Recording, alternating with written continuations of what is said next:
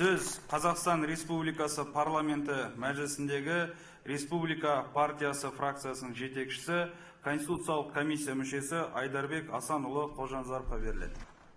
Құрметті отандастар, еліміз үлкен өзгерістер кезеңіне қадам басты. Біз алдағы ондаған жылда ауқымды түрде жүзеге асатын шешімдерді қабылдап жатырмыз. Ата заңның жаңа жобасын бекіту тек заңдық қажеттіліктен туған жоқ. Бұл қоғамның әділдік пен заманауи басқаруға сұранысына берілген нақты жауап. Реформалардың бағыты анық және түсінікті. Біз саяси жаңғыртудан жаңа экономикалық моделге өтеміз. Бұл өзгерістер күшті, еркін технологиялық экономикасыз мүмкін емес екенін түсінеміз. Сондықтан жаңа конституция жобасында білім, ғылым және инновацияға басымдық бердік. Мұның барлығы отандық кәсіпкерлер мен шетелдік инвесторларға нақты бағдар көрсетеді. Бизнестің рөлі маңызды. Азаматтардың өзі ынтасымен кәсіп ашып, жаңа жоба бастауы елдің дамуына алға басатын негізгі күш. Қазір шағын және орта бизнестің ішкі жалпы өнімінің 40% береді. Бірақ бізге тек өсім емес, сапалы және тұрақты даму керек. Жаңа басқару жүйесіне мемлекет адам үшін қағидасы жүзеге асады. Әр адам еркін жұмыс істеп, өз кәсібін кедергісіз жүргізе алады. Енді заңдарда кәсіпкерлердің жағдайын кері әсер ететін нормалар жүрмейді. Мемлекет пен бизнес серіктес ретінде жұмыс істейді. Бұл экономикадағы заң мен тәртіп қағидасының нақты көрінісі. Біз цифрлық мемлекет құрамыз. Жасанды интеллекттің енгізу және толық цифрландыру жай ұран болып қалмайды. Бұл ұлттық идеологияның өзегі және экономикалық моделінің негізі. Алғаш рет жеке цифрлық деректерді қорғау нормасын конституциялық деңгейде бекітеміз.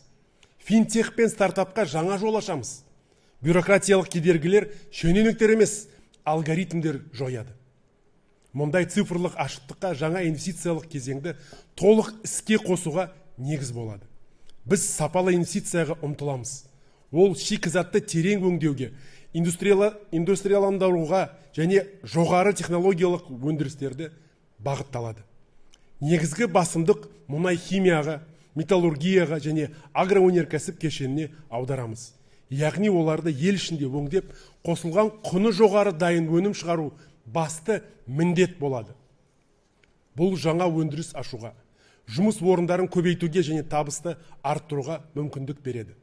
Конституция инвестордың салған қаржысын қорғайды және ережелердің тұрақты болуын қамтамасыз етеді.